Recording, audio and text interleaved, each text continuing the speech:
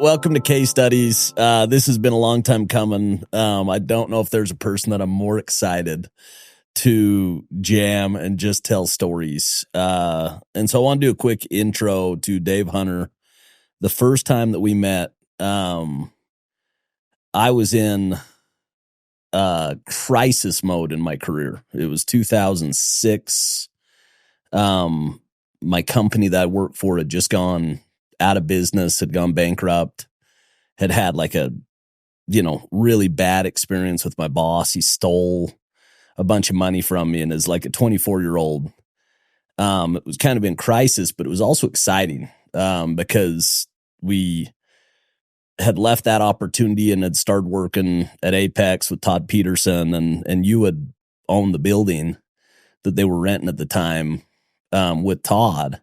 I remember we met in the bathroom and taking a leak. And I've got to interrupt the story here because everybody that knows Casey knows that he's a total gomer, just like the happiest. And I'm sitting there literally in the urinal, and this young, buff dude comes walking in, and I'm literally peeing. He's like, "So who are you?" And I'm like, "I'm Dave Hunter." And he's like, "Well, I'm Casey Baugh." And we've been, I think, meeting at the urinal has been that seminal moment of my life has changed my life. It really has, and you've changed my life. And I think I admire you as a human. And you're one of my, like when I think about, hey, I've got a weekend and it's just for me. Like this is an indulgence. It's not a work trip. I'm not entertaining, but I can just pick the people that I want to be with. So many times it's you and Jill that end up on that list. And I think it's the authenticity that you bring to the world is just it's a gift. It makes everybody else more authentic. And it's the same whether you're at church or whether you're in a business meeting, you just show up the way you show up. And I've always admired, like, out of any quality that you have so many qualities, that is the quality that I admire the most and aspire to be that person the most, is authentic, to be real, to show up and just be who you are. And it's just natural, sometimes to a fault. Yeah, I think it probably gets a little carried away sometimes, but it was my birthday yesterday, and Casey didn't text me, and it made me really sad. We went to family birthday dinner last night. And this is, Casey, what you're saying is so flattering, but one of our birthday traditions in our family is it's anybody's birthday, dad, mom, kids, dogs, whatever. You go around the table and say what you love about that person. Yeah. And that always is one of those great annual events because it kind of just re-solidifies in your brain that, these people, this is my tribe and these people love me. But that was one of the comments that the kid said last night, and it actually teared me up. Is, Dad, it doesn't matter if you're with a 14-year-old kid, the doorman, the guy helping you at the taxi, or the president of the United States, you're the same person to everybody. And that was one of the things that actually, Casey's a point of my personal pride, that I'm not a respecter of persons. I don't care who you are. You're really not, and it fires me up. Honestly, it fires me up. I aspire, when I think about who Casey Baugh when I'm at my best, it's when I just could care less. I'm who I am, and I show up, and I get interested in people, and I bring great energy. And you're always one of those guys that just shows up with great energy, but extremely just real. And it's just who you are. It's intuitive, it's natural, and it's been really fun. It's drawn me to you from the kind of first time that I met you, and it always kind of brings me back to wanting to spend time with you because you just show up that way. Let's go through the career, because your career is so unorthodox. Yes. And yes. So I want to go back to, like, from a high level, film degree, done a ton of, like, spent a decade plus of your life just doing film full time, know all the major producers kind of in the world, found like a very focused niche on a lot of like the Mormon, singles ward and the RN, and we go on, but like a lot of these genre films and family friendly films, but also stuff like Nitro Circus and just like really cool passion projects. So Casey, I know that you have a pretty broad reach with this and that people, but I'm going to speak to my tribe today. My tribe is if you've ever been at the grocery store and you're standing in front of the milk and your wife calls you and says, Dave, make sure you bring milk home. And then you get home and you don't have the milk. That's me. That's if you don't have ADD, you're not going to understand this podcast, because the only way I function in my life is if I'm in the middle of a major storm. If I don't have 6 different projects, if I don't have something going here and something going there, and if my entire brain is not occupied full time, I go crazy. Like, I have to have things going on. And so when you say with a smile, like, Dave, you had a very diverse career. I have, but that's been out of need. I've had to have a diverse career, because if I would have just picked a single note to press my entire life, I would have gone crazy. Yeah. So go back to where it all began. You have, your dad passed away. Your mom's like as alive as ever, amazing parents, but a whole freaking tribe of kids. Oh yeah. And nobody can ever understand this. I mean, that's why part of Casey and I get along so well too, is we both kind of had we came from kind of bigger families where everybody was kind of responsible for themselves. I mean, Dad was super busy, and he was, and I know this has a wide reach, but he was really involved in our church and just had callings his entire life. So we never really saw Dad. My mom ran a kind of a business. She started a private school out in the Bay Area, and that kind of grew. And so she was kind of gone. So we were kind of left to our own devices, if you will. And if you wanted to survive, you had to survive, and you had to do it yourself. There was nobody in the world that was going to pick up that baton. So when we were 14 years old, we are 100% responsible for our lives. When we were 14, we had to buy our own clothes, do our own laundry, do everything. The things that the parents provided was a house, and it's San Jose, so you didn't need a lot of heat, but no heat. I mean, they used to wake us up in the mornings to go read scriptures, and you would sit there just huddled up under your blanket and just dying because it was so cold.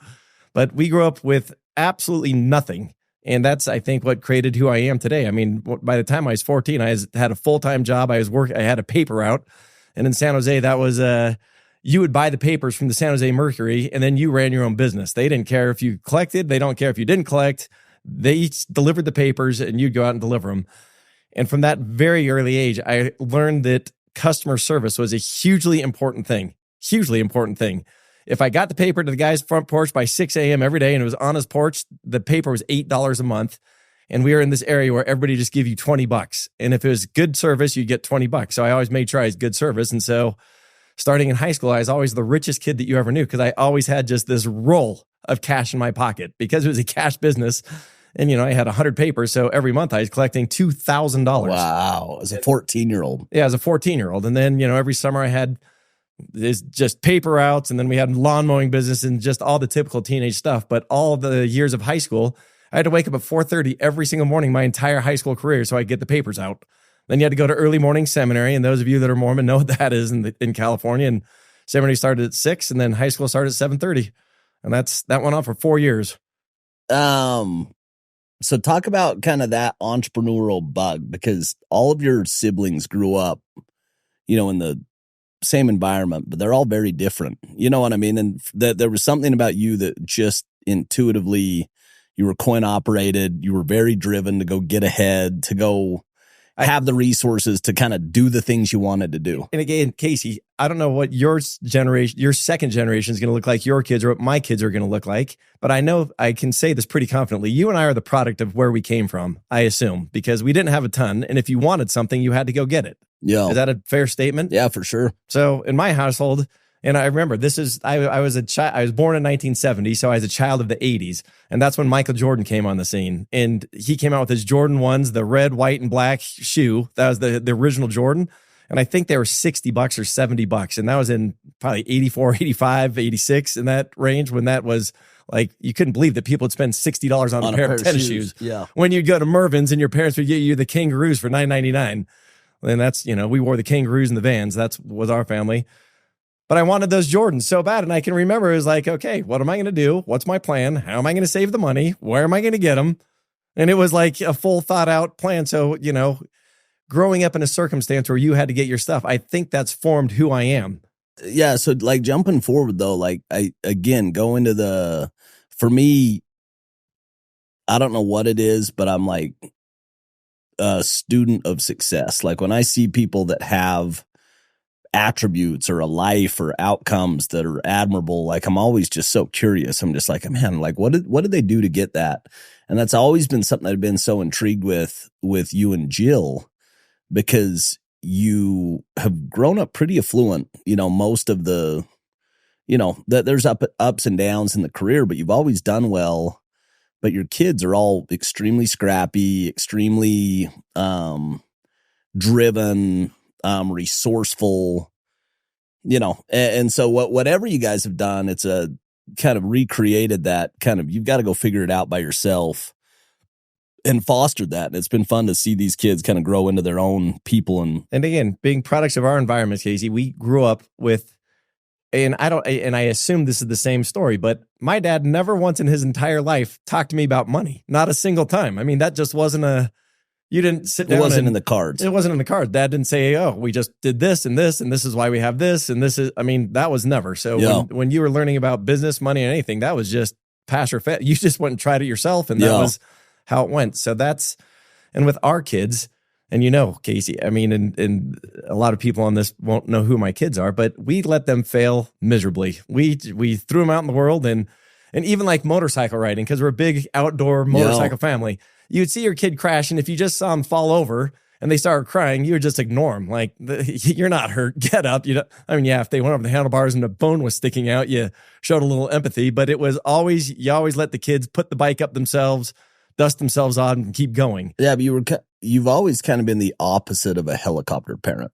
Like, in contrast, you kind of, kids get out and take risk, and whether it's moto or skiing or any of the wakeboarding, cliff jumping, all these things, and you can see kind of like a spirit of independence with your kids, where they have a lot of confidence in it. They have a lot of pride that they've slayed some of those dragons. You know what I mean? And Casey, for whatever reason, I don't know what the reason was, but God gave me this revelation probably when I was 25, 30 years old, when the family was kind of starting out. I came to the realization that life is very, very, very short. And when you come to that realization early on in your life, you're not going to fill your life with things that you don't want to do. And that was one thing that was just super, super important to me. And if you're around my kids and you hear me speak about it all the time, kids, the only thing that I care about in this life, family and faith, and those things are, top. But beyond that, it's, you have to live your dream. Yeah. Because you spin around this globe one time and then it's done. And I've met, and he wouldn't be offended by this story, but one of our friends, his name is James Jones, total stud. He's the Orem High librarian, went to law school, got his law degree, got his bar, did the whole thing, went to practice law and said, this is terrible. I hate practicing law. I want to be around kids and I want to influence kids. So he went and started teaching school, and he's like an English teacher. And he's like, well, this isn't that great because I have to do a ton of assignments and I have to do this. I'd rather just influence and mentor kids. So he became the librarian. He has the chess club. He has all these things, and he interacts with thousands of kids on an annual basis. And there's not a kid in this entire valley that doesn't know who James Jones is. And he's passionate about it. He loves it. And he's living his best life. And he probably gave up a life where he could have made a ton of money as an intern. He'd become the high school librarian, but he's happy and he's living his dream. So I've just pounded on that with my kids. Kids, money is, if you're doing what you're passionate about and you love it and you stick with it, that will be a byproduct of what you're doing, but you'll be living your dream. Yeah, but it takes a lot of faith. You know what I mean? A lot of faith. Like you really do have to trust, and it always seems like you've just trusted. Yeah. You've just trusted that things will work out. We have a kid in music school right now. What's the prospect of that? It's incredible. To make an actual living and support a family and kids, that you've got to have some things go in the right direction to make it in that industry, but that's his passion. So it's like, Tommy, you got to go down the path. You have to. I've always loved how you just feed that fire and like believe in your kids more than they believe in themselves, and encourage them to go try. I know for Tommy, he moved to Spain and went to Berkeley, and then, in Boston now, going to like one of the best music schools in the world. But it is. In case you probably remember this, and again, so much of the influence of my life has come through interactions with you and the people you've introduced. But you had an event back when you were at Vivint with a guy named Jeff Curl, who was the founder of, he did like Skull Candy and Logo Works and Stance. Yep. Super, super powerful, great guy. But he said something there that was also super, like something that I've thought about a ton in life. that through your life, you get validated through a couple people, your brothers and sisters when you're, 0 to 12. Then from 12 to 18, you're trying to get validation from your parents. And that is one thing that I've always tried to do, is validate my kids and what their dreams and what their passions are. And then he took it a step further. And then the biggest validation after that is somebody that has nothing to do with you. Yeah. That's like an expert in that industry that validates you. That's when you finally hit that big pop. And it's super great to see our kids get validated outside of independent family. Like independently, people come up to us and say, okay, that kid is great. Yeah. Or that kid built my house and it was unbelievable. Or, hearing from Tommy's instructors at Berkeley saying, oh my gosh, this kid is next, top people in the world are saying your kid is great. And they're telling my kid that. So, we try to validate, and our family's always been close, and we try to validate. And I think that those validations are really what gives you that confidence and courage to kind of get launched. No, for sure. Yeah. So jumping back to, you go on a mission. Go to Germany. Talk to me about a German mission and when you went, because it was like a crazy time in life, in the world. In the macro, it was like. So I went to Germany. I got to Germany in 1989, and that was before the Berlin Wall had come down. And for the young people of this world, when I got my call to Germany and Berlin was part of my mission, I didn't quite understand what that actually meant. But Berlin was a city in the middle of Germany. And so when you thought about East and West Berlin, and part of it was free and part of it was communist, it didn't make sense, because and then you look at the map and you're like, that's crazy that they built a wall around the entire city and then just put a line through the middle of it. And in the middle of absolutely nowhere is free West Berlin with discos and tank tops and freedom, and over the wall that you could see over. If you're in a building, you could see into East Berlin, and all those people were repressed and communist. It was a crazy thing. And when I was in Berlin for 6 months, the wall came down, and to see what freedom meant to people was, again, nobody in America, unless you've traveled or you've extensively been in repressed countries, freedom is an amazing thing, Casey. It's just, people long for freedom. People want to be free. No, it's incredible. And you went, you had like super successful mission. The biggest success is you found your wife. Found my wife, baptized my wife, and that was a great day. I got transferred into Hamburg and had to go give a little speech saying, hey, I'm Dave Hunter from San Francisco. I was from San Jose, but nobody knew San Jose. So we'd always just say San Francisco. And I saw this girl in the front row, and I knew instantly that was going to be my wife. You just knew? Knew. There was no ifs, ands, or buts. So the bishop comes up to me afterwards and goes, hey, Dave, there's a girl here. She's not a member. You should go find her and give her the discussions. And I was like, sounds perfect. So gave her the discussions, got baptized, and that was the end of my mission. And afterwards, we started communicating, and about a year later, we got married. Yeah, and she joined the church when you were there, or not? Yeah, okay. I baptized her. Oh my gosh, how crazy is that? Yeah, I've baptized everybody in my family. It's kind of crazy. That is crazy. You're kind of a prophet. You know? It's well, it's been said to me before. And so you go have this mission, you come home, and then you went to BYU. I went to BYU. I always thought I was smart, but I got a 1.7 GPA in high school. So that's respectable. But I surfed every single day. How on earth did you get into BYU? Because I had a 31 on my ACT. I get denied. So I take my denial letter and I literally come up to Provo and I sit down with the head of admissions. His name was Tom Gurley. And I probably teared up and I said, Tom, if you will let me into BYU, I will do something great in this world. And I promise. And I will always remember you. And he's like, and what are you going to do? And I said, I'm going to go into film. And he goes, and what does that mean? I said, I have no idea. But when I make movies, you're going to come to every one of my premieres. So he's like, he literally looked at me. And this was back before the internet and computers and all that stuff. And he was just like, come on.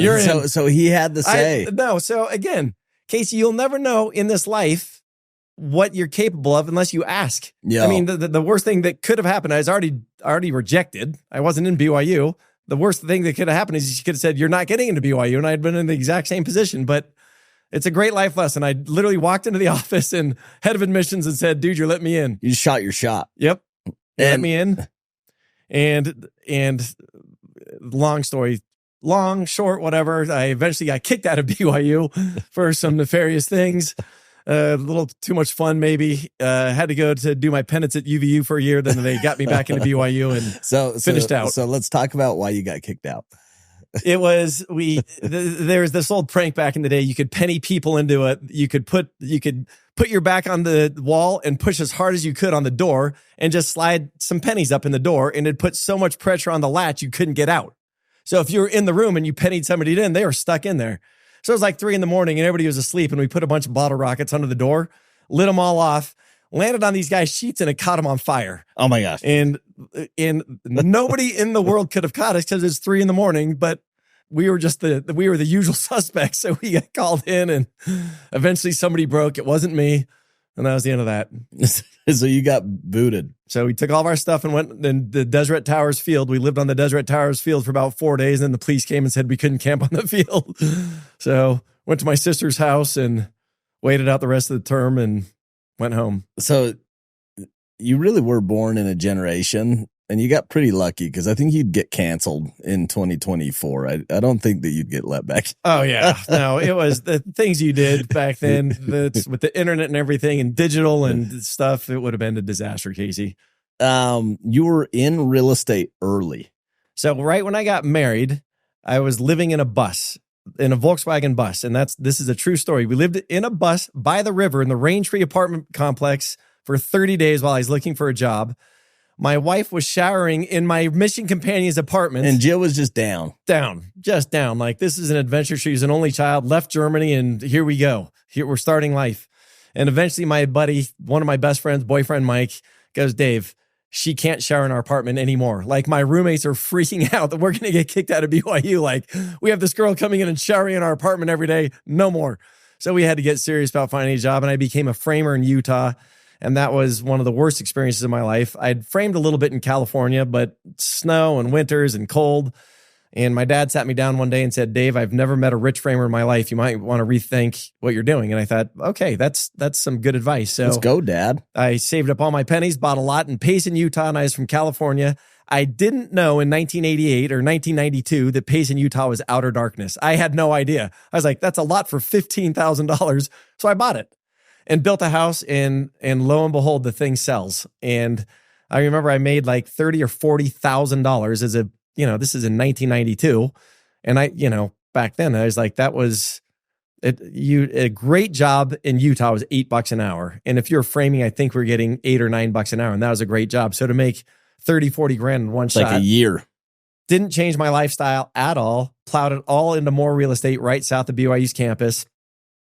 Had this 20-year-old Jetta that had 400,000 miles on the odometer when the odometer stopped, and it blew blue smoke out of the back of it. I mean, it was just this disaster of a car. So I save up all of our pennies and we buy this. I build a 9-plex right next to campus, and my brother and I built it, and it was $450,000 all in. That was the land and to build this 9-plex. Wow. So we're framing it, and I put up a for sale sign, and I get contracts on all 9 units before they're sold for $100,000 a unit. So I get done with the project. They call and say, hey, Dave, they've all closed. You can come to the title company and get your check. So I go down to the title company, and they've paid off the bank, and they give me a $450,000. And this wasn't wires. They gave me a $450,000 cashier's check written out to Dave Hunter. And they're like, there you go, buddy. And I was like, okay. And you're what, 23? I'm 23. Oh my gosh. So I put it on the front seat of my Jetta, and I'm driving down University Avenue just laughing in my brain, like looking at other cars around me like they have no idea that I have a $450,000 check sitting on my front seat, blah, blah, blah. So I deposited that money, kept that Jetta for years, and just plowed it all into real estate and thought, I'm a driven human being, but I think I'm really lucky that this is all working the way it's going, but I'm doubling down. So I just literally poured as much fuel on the fire as I could, and within 5 years became the biggest developer of student housing in Provo, partnered up with Todd, and Todd and I went and just blew the thing up. And then we went up to Rexburg and started doing projects there. Then we started doing projects all over the Western United States. Super cool. So that was in the 90s when I was going to school, and I was going to film school doing, 6 credits a semester. So it took me 10 years to get through BYU film school. I didn't become a doctor, didn't become a lawyer, got a film degree, a bachelor's film degree, and it took me 10 years. And at this point in the story, I'm about 30 years old, and I just thought, you know what? And this is the 30-year-old perspective. I had come to this revelation that life is short and I'm going to do what I'm passionate about. And I loved real estate, but I got my film degree and I did it with my very best friend, a guy named Kurt Hale. And we decided that we were going to stand up this little movie company. And we came out and the first film we did was The Singles Ward, and it, for whatever reason, caught fire.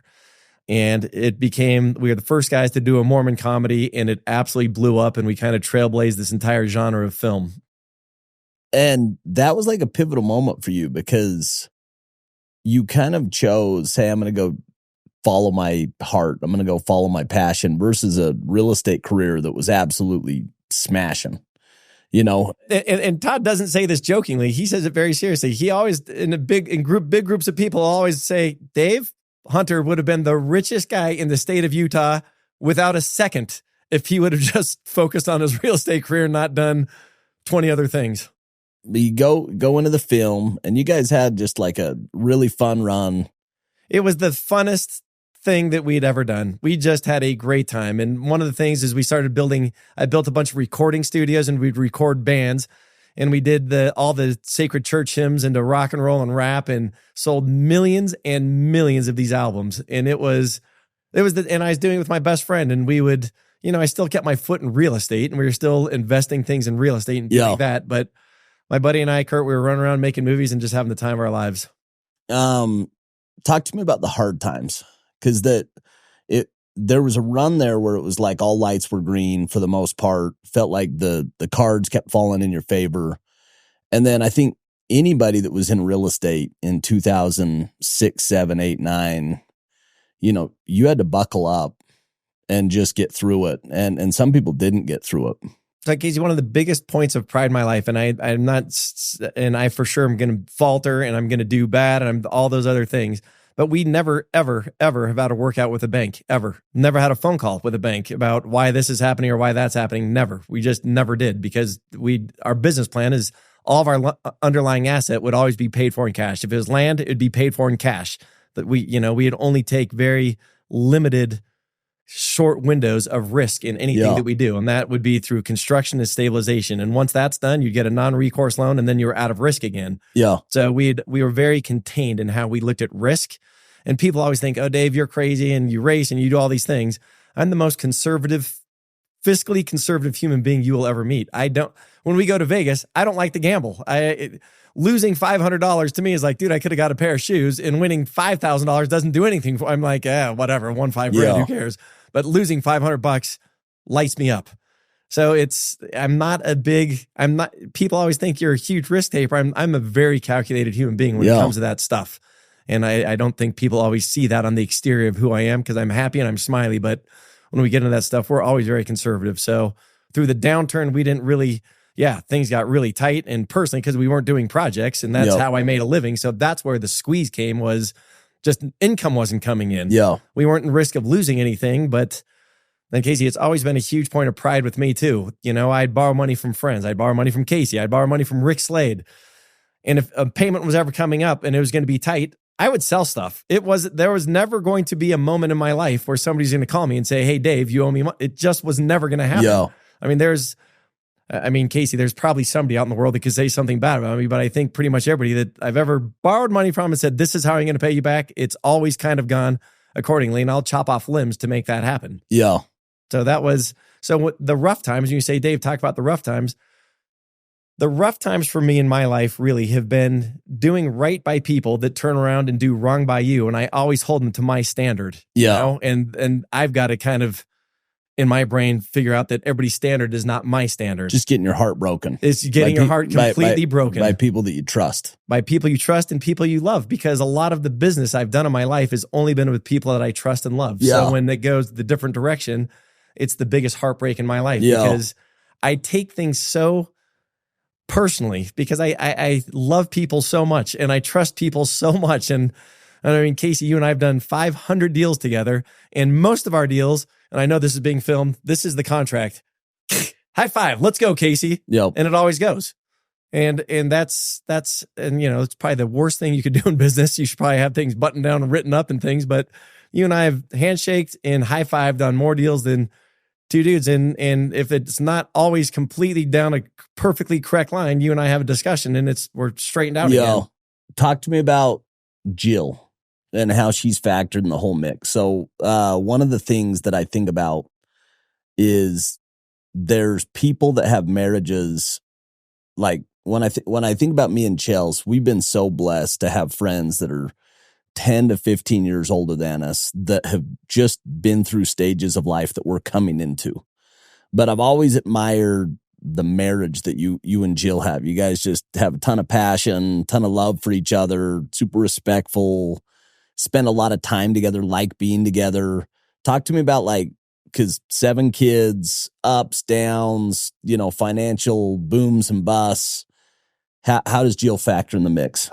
Again, Casey, if I wasn't married to Jill and have 7 kids, I think I'd be completely and totally content being like a big machinery operator, or do whatever. That's probably not accurate, but having a wife and a family is truly the motivate. I mean, outside of wanting to live your dream life, it's purpose. It's purpose. Yeah. I mean, I don't know why you'd want to go conquer the world and slay dragons if you're going home to your big screen TV and Netflix. I mean, I just don't get how that would be a meaningful, passionate life. And I know that there is a different road for everybody, but that's my road. My entire passion and my entire everything is centered around my family.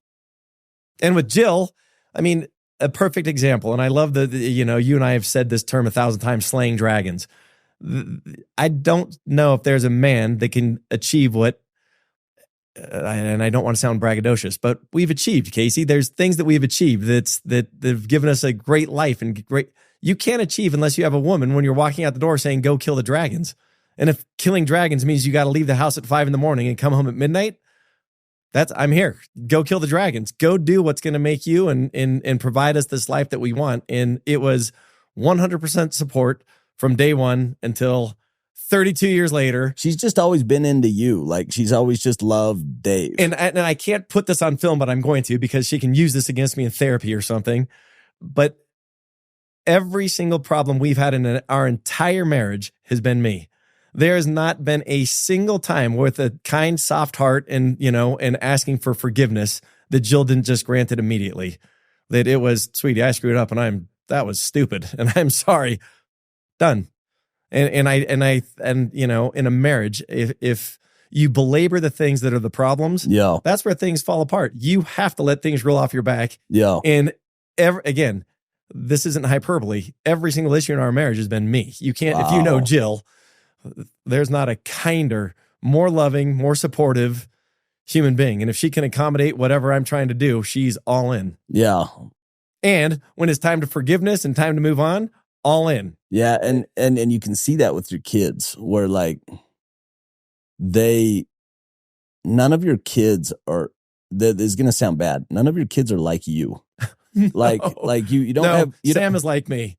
But Sam but Sam's not like loud and kind of, he's very driven. He's creative, entrepreneurial. Like he really will be like running this town here shortly. Yeah. But a lot of your kids kind of have taken on Jill's temperament. They're more like even kill, Casey, pretty zen. Again, we've been in the Valley for 30 plus years, so we know a lot of people. There are people that Jill doesn't talk to for a year that will text her with the most personal problems that you could even imagine. Yeah. And they haven't talked in a year. Yeah. Jill just has that quality as far as being a mother, as being a husband, and being a friend, where people trust her implicitly. She does not talk bad about people. I mean, I run my mouth sometimes.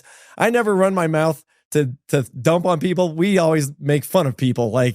Casey even coming in and saying Casey's a gomer. That's making fun of somebody, but I say that in front of you. I say behind you. We make fun. We laugh at people for being who.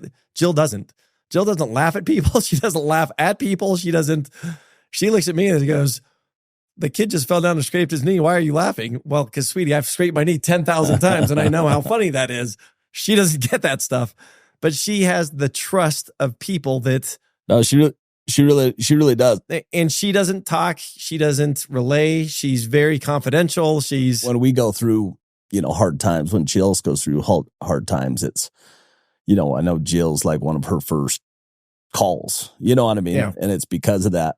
Talk to me about faith. You have such a unique upbringing where Your grandpa was Howard W. Hunter. He was the president of the church. Your dad spent tremendous amount of time, for a long time in the church, kind of, at the expense of the family. I know that he, at the end of his life, said, I probably shouldn't have spent so much time serving others and should have spent more time with my family. Talk a little bit about, but it's always been so central and core to you, even though like the world around you kind of. Casey, I can 100%. I mean, and there's so many people, because you and I's circles cross. We have so much overlap in our circle. So a lot of these people that are listening to this are going to crack up. But I think a lot of people know this. My faith is everything to me. It truly is everything. And the gospel of Jesus Christ is everything to me. Some of the church and the cultural things I don't agree with. And people always crack up because my favorite saying is like, I found a version of Mormonism that works for me. Yeah. Because I take the gospel of Jesus Christ to my very core. It's my soul. It's who I operate. It's the guardrails of the gospel has kept me. It's kept me going in a direction that's I hope I've helped and made difference in other people's life. And that's because of the framework of the gospel. So how'd you get there though? Like, because that stuff is like built over time and you kind of, because I've had so many experiences where the best version, and speaking, and I'm very aware that I'm speaking in third person, the very best versions of Dave Hunter is when he's living a gospel-centered life. And then you can go outside of the gospel-centered life, and that's not the best version of you. Yeah. And then you come back into it. So you keep falling off the path and getting back on the path. Yeah. And you do that 1,000 times like I've done in my life, Casey. And finally, God smashes you on the head and says, Dave, are you getting it? Yeah. Like, do you get the guardrails we've put on? That's why you're happy. And after 1,000 times of going out of the guardrails and then coming back in, you finally come to the conclusion that, okay, it's the guardrails that have kind of kept me centered and been helpful. Yeah. And with my kids, that's all we push is, guys, the gospel of Jesus Christ is the most pure form to live as a human being. I mean, there isn't a better structure or form to live as a human on this experience with everybody than being a Christian, than being a good, abiding by the principles of the gospel. Yeah. That will be the best version of yourself. And that can go to anybody. Yeah. It's like taking the best version of Buddhism or whatever. If you take the best principles of these religions, that's what creates the best version of yourself. Yeah. But I think it's interesting with you, even almost more than anybody else I've ever met, where we'll be on the golf course and you're swearing and you're like fired up and mad at somebody and, but it all fits. Like you'll say something that if I said it would completely offend my wife, but you say it and she's just endeared to you. And I think a lot of it comes from like love. I think ultimately, like when people around you, they know you have a big heart and they know that you love them. And I think about my years in sales and even just the psychology of communication, and 90% of what you say is nonverbal. It's who you are, it's your body language, it's your voice inflection, it's your energy, and 10% is verbal. And that's the only way that I've kind of been able to put it together is I'm like, the way, like some of the stuff Dave says, if I said it, my wife would not be happy with me, but somehow she is just completely laughing and having a good time when Dave's around. And honestly, like that wouldn't be me, but it's authentically you, but you found a way to couple that with a big heart and just loving people and showing up, And Casey, I think to get to the bottom of anybody, to get to the bottom of Casey, to get to the bottom of Dave Hunter, you kind of got to get back to your childhood. And when you come from an absolutely crazy fanatic Mormon family like we did, where you said suck, and that you might as well have just shot black tar heroin in the corner with your sisters. I mean, it was there was no differentiation between those two things. That to be an individual in my family, that I think growing up in that absolutely strict environment, the only way I could be my own person was to do some of those little crazy things. And there's never ill intent behind it. It was just me trying to be a 8-year-old or 10-year-old or 12-year-old trying to figure out how you fit into this. But I truly can't imagine being your parent. Now that I'm a parent, to have you as a child would have been an absolute problem. I was completely emancipated when I was 14 years old. My mom sat me down and said, Dave, we can't control you. and this is a true story. She said, "You have no more rules." So I had no rules from 14 going on. Didn't matter if I went to school. Didn't matter what I did. The only thing my mom said is, "Dave, please don't die before you can repent." And I was like, deal. So we shook on it, and that was the end of that. Emancipated at 14, and the party started. So before we finish up, there's some great stories that just need to be told that I've heard that other people haven't heard, but they're just so good that they need to be told. So when you were in middle school, talk to me about the teacher that you gave mouth to mouth and got the award in class. This is an all-time great story. It was in high school. I was a junior in high school. And again, with and this actually, I think helped me get into BYU, but Mrs. O was her name. And she was sitting there, face red with veins coming in the side, and she's pointing her finger and screaming at me, just yelling, just chokes up and literally just bonk, falls over with a heart attack.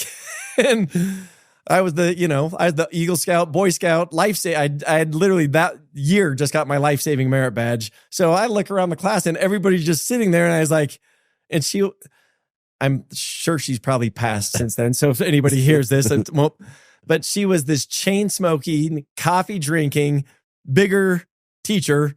And I'm looking around the class and I'm like, I can't believe this is on me. I'm going for it. Yeah, here we go.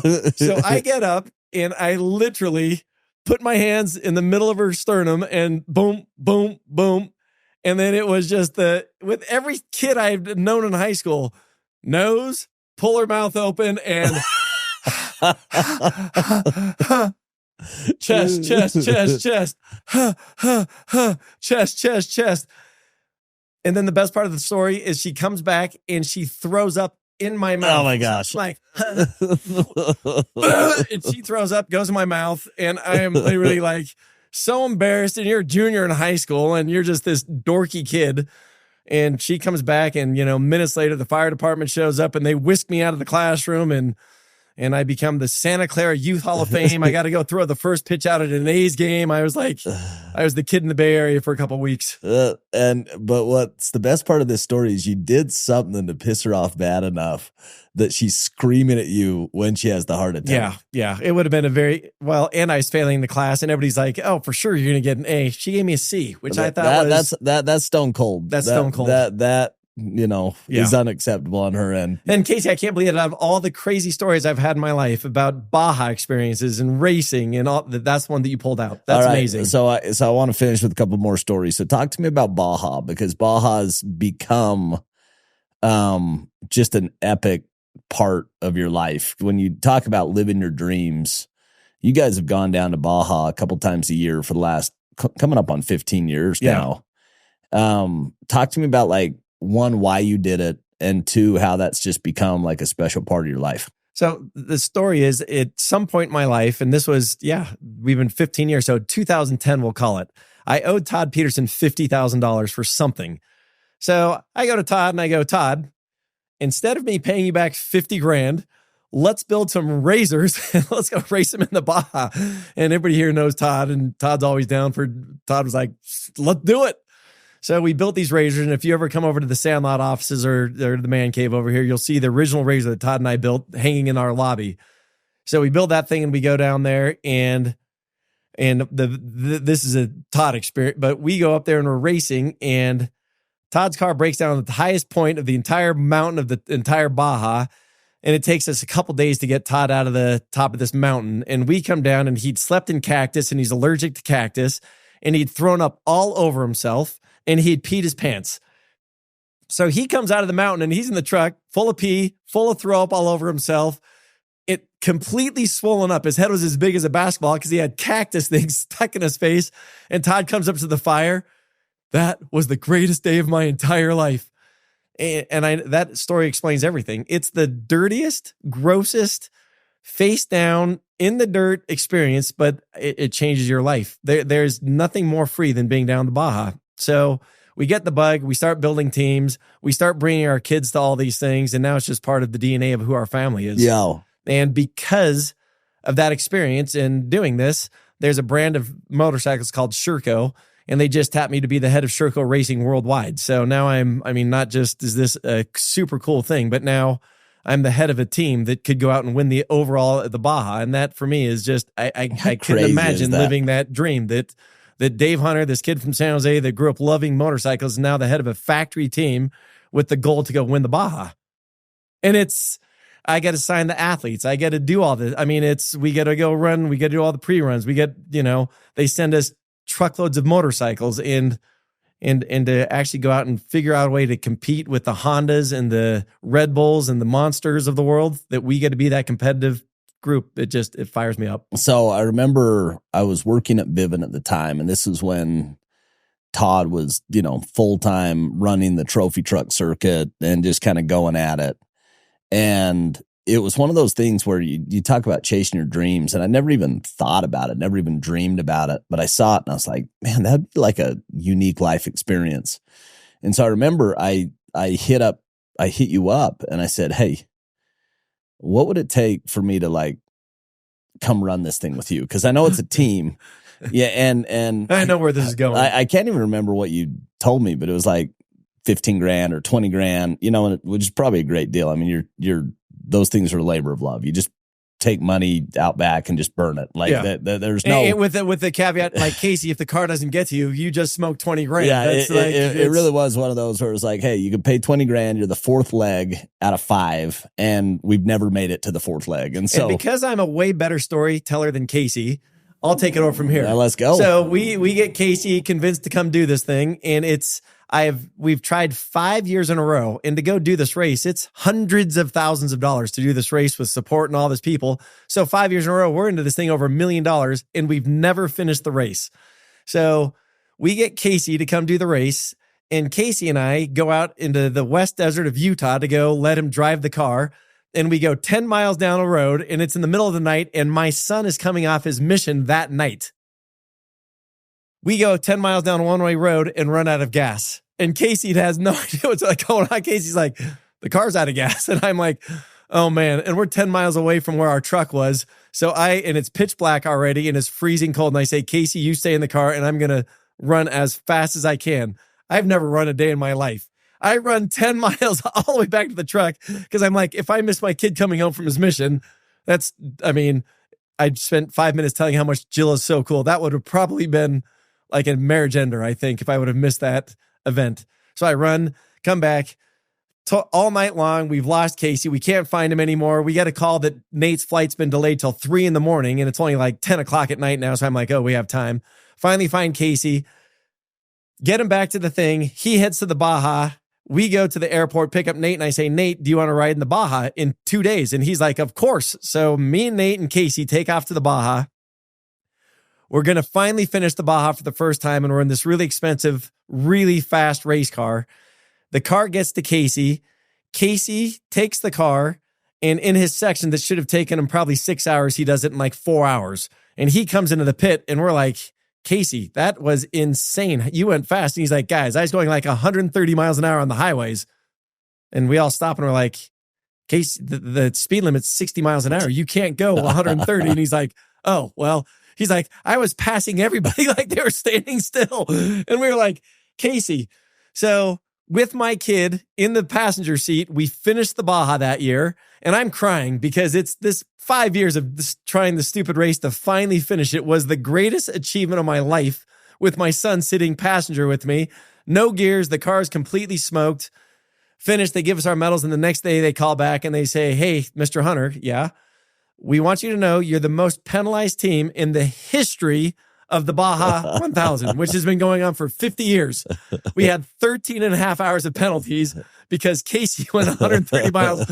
So they gave us a DNF and we didn't finish the race. But I still have my, but Casey still has a medal. I still have my lanyard that says I finished the Baja 1000. Yeah. So, it was such like this like epic experience where we were a part of the chase team. And so we're just kind of like out. It's 24 hours and it's kind of like the Amazing Race. You're not sleeping, you're going, and we're part of these chase trucks, and you'd meet different people at, the checkpoints, and you're switching out tires and, giving food and stuff like that. But we went, and then your brother Jim was out on like the point. He was like on like the nastiest point of the Baja, and they get stuck in the middle of the night. It's just him and I can't even remember Sam. who's.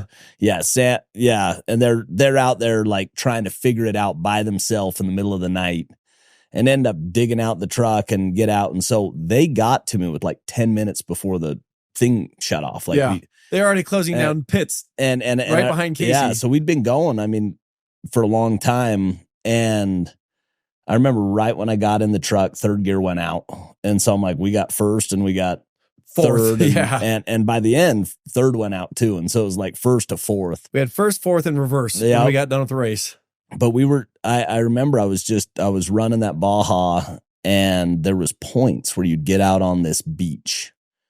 And I think the sun was coming up, and it was just almost timeless, where it was just quiet and endless beach as far as you can see. You're just ripping this trophy, 700 horsepower this trophy truck as fast as you can rip it on a beach down like the coast. And I was just like, this is like flow state. This is one of the coolest, core memories I've ever had in my life. And it was so fun. It was so fun to, get to the end of that and to experience that. And I experienced it, 2 times ever. But I think about that, and I think about the culture and the, what you built with your family, and having that just be, when you're in your deathbed, that's got to be like a core memory for a lot of your kids. And Casey, we've taken probably no less than 500 people down there, and just run tours and run events, and just it's Baja's for sure a part of my life. Super cool. So before we finish up, talk to me about who are your heroes, who fires you up, like when you think about people that inspire you. Who's that list, the 2 or 3 people that, have impacted you along the journey? So without a doubt, and he's dead, but everybody in the state knows Danny Ainge, right? Danny Ainge's dad, his name was Don Ainge. And I was probably 11 years old, and he had an empty lot right next to our house, and we lived on a hill. And me and my brother were out there throwing water balloons on cars. And this big giant Cadillac pulls up, and this huge man gets out. Hey, what are you guys doing? What does it look like we're doing? We're throwing water balloons on cars. I mean, we didn't care. He's like, well, this is my lot. And we're like, and? It's a perfect place to throw water balloons. And this guy was the bigger than life, gregarious human being that ever lived. So he comes over and like kind of gets us in headlocks and like, you can't do that, blah, blah, blah. But it turns out that that's Danny Ainge's dad, Don Ainge. So continue on the story. I'm 14 years old. I become his home teaching companion. We never missed a home teaching assignment. And for, the people outside of the faith, you had to go visit families every month just to check in and help them out, which is a great program of the church. Never missed.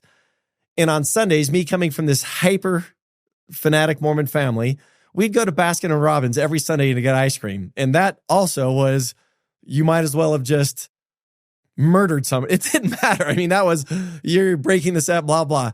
But Don was the first guy that taught me that you can be a super committed, faithful, good Mormon and still have a good time and still have a life.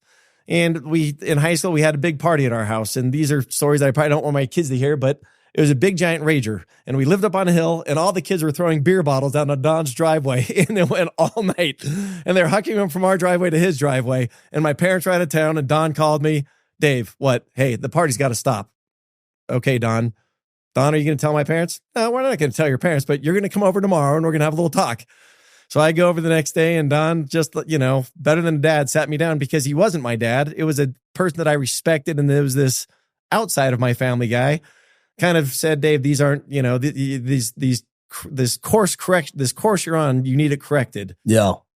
But he did it with so much love and so much non-judgment, just, we're not going to tell your parents, Dave, but we're going to stop this activity and we're not going to do this. And just, he was one of the great, great, great influences of me. Never missed our home teaching assignment. Always checked in on me. We did a movie called The RM, and he's actually the mission president in the film because he meant so much to me in my life. And outside of that, Casey, you'd probably think, oh, some of these successful, the nicest, kindest people in the world are the people that really, I have a brother-in-law named Steve Hayden, who was a really big guy at Apple. He was a bishop and all these other things, non-judgmental, but he's in charge of all the Prop 8 in San Jose, California. For a guy that is at Apple, the most left-leaning company in the world, and a not judgmental, loving, like he loves everybody. He is the most pure guy I've ever met. And to be put in a position where you're at odds with other people, to watch him go through stuff like that. But he's one guy that I've just admired the heck out of my entire life. And I've got a lot of other brother-in-laws that have been total studs, but Steve's one of them. But it's really, I've always been attracted to really kind, nice people that are kind of nice when they don't have to be. Yeah.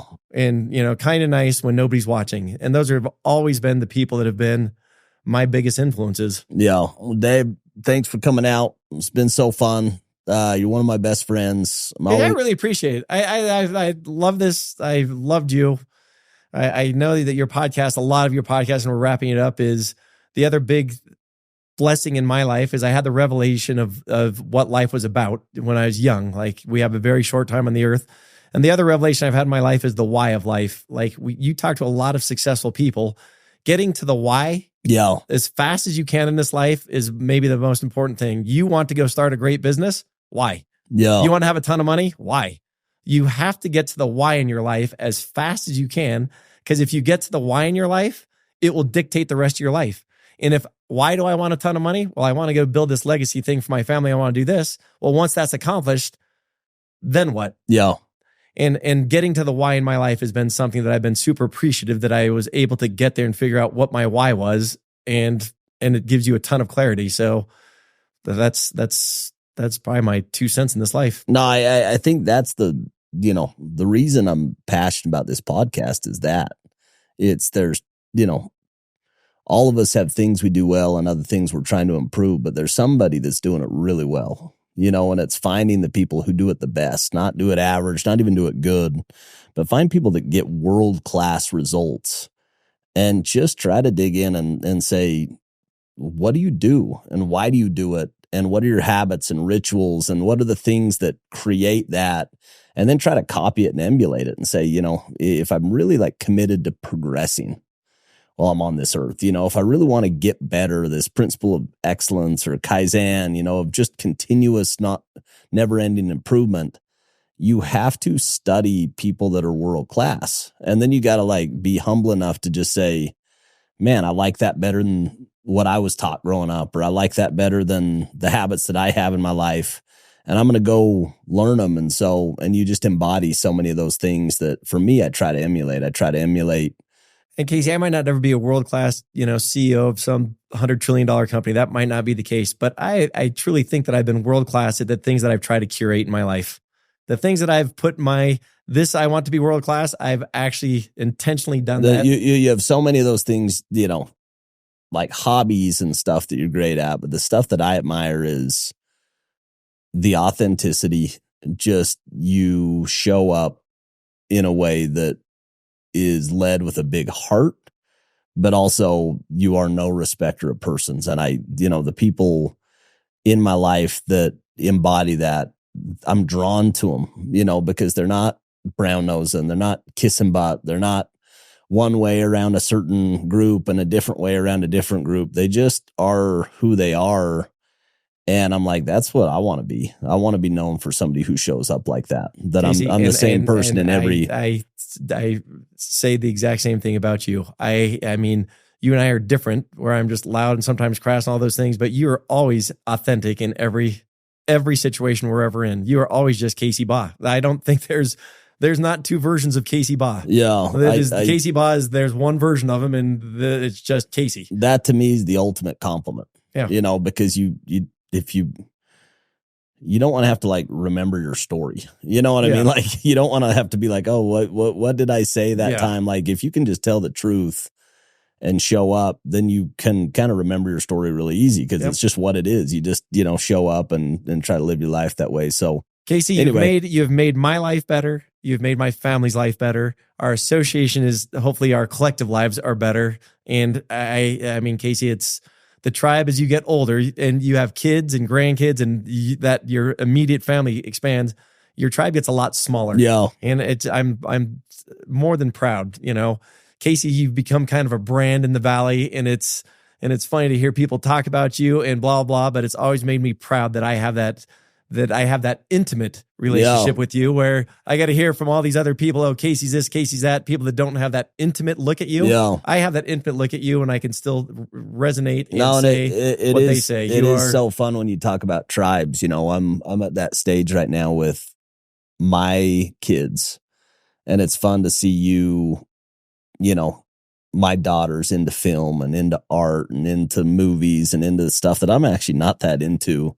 And I have to work to like go there. But you and her have just always got along so well. And it's, you know, it's almost impossible to not love people that love your kids.